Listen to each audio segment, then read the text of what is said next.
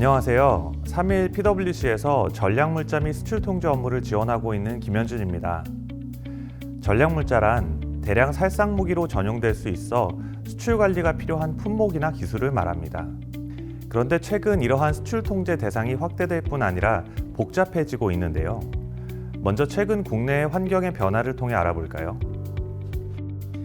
과거의 전통적인 수출통제는 대량 살상무기, 영어로는 Weapon of Mass Destruction, 즉 WMD의 확산을 막기 위한 제도였습니다. 그러나 최근에는 해외 직접 제품 규칙처럼 특정 기업, 산업, 국가에 대한 물자, 기술 및 투자에 이르기까지 대단히 포괄적이고 다양한 방식으로 수출 통제가 이루어지고 있습니다. 2020년 미국이 행했던 중국 기업 화웨이에 대한 수출 통제, 2022년 러시아 통제, 그리고 지난해 중국 반도체 수출 통제를 예로 들 수 있습니다.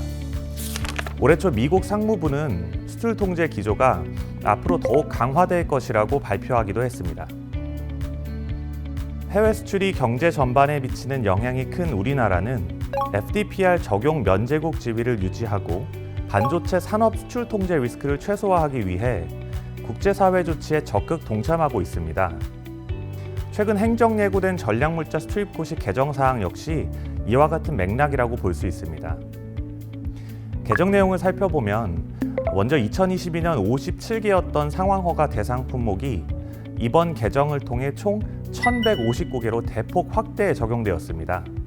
아울러 이번에 신규로 추가되는 통제 대상에는 차량용 배터리, 2차 던지 및 공작기계 등 일반 산업 품목이 상당 부분 포함되었습니다. 특히 기존의 품명과 기술적 사양 중심의 판단에서 HS 코드 기초로 통제 기준이 변경되었습니다. 따라서 각 수출자는 개별 품목의 HS 코드 6단위가 일치하는 경우 최종 사용자와 최종 용도를 사전에 확인한 후 관계기관의 사전 허가를 신청하는 절차가 추가됩니다. 이후로도 국내 법규상 수출 통제 대상은 앞으로도 더욱 확대될 것으로 보이는데요. 기업이 유의해야 할 사항을 키워드 중심으로 살펴보겠습니다.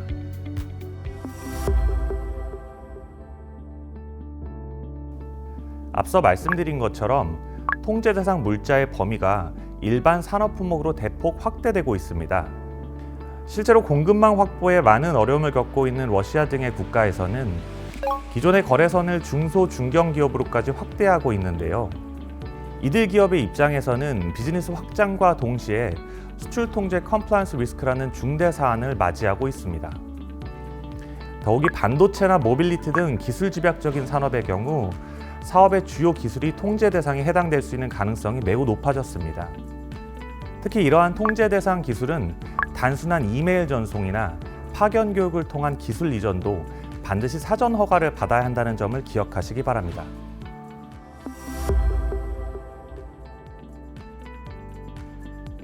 최근의 수출 통제는 반도체와 같은 특정 산업을 중심으로 특정 국가에 대한 포괄적 통제 형태로 이루어지고 있습니다.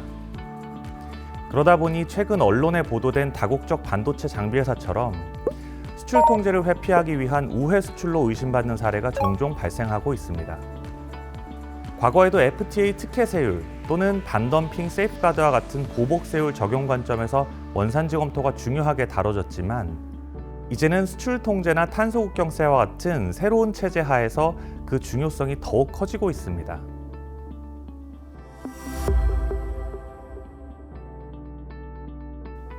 명실공히 국제사회의 포괄적 수출 통제로 인해 전 세계 다국적 기업에게는 밸류체인 전반에 대한 재검토가 최우선 과제가 됐습니다. 실제로 다수의 다국적 기업들은 이미 주요 생산법인 또는 판매법인에서 발생하는 각종 수출 통제 이슈로 인해 밸류체인 검토를 수행하고 있는데요.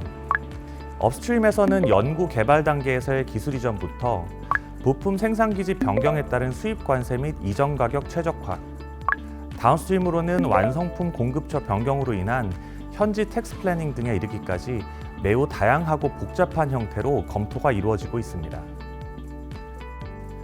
오늘 말씀드린 내용이 조금이나마 도움이 되시기를 바라며 궁금하신 부분은 언제든지 3일 PwC 전문가에게 연락 주시기 바랍니다. 감사합니다.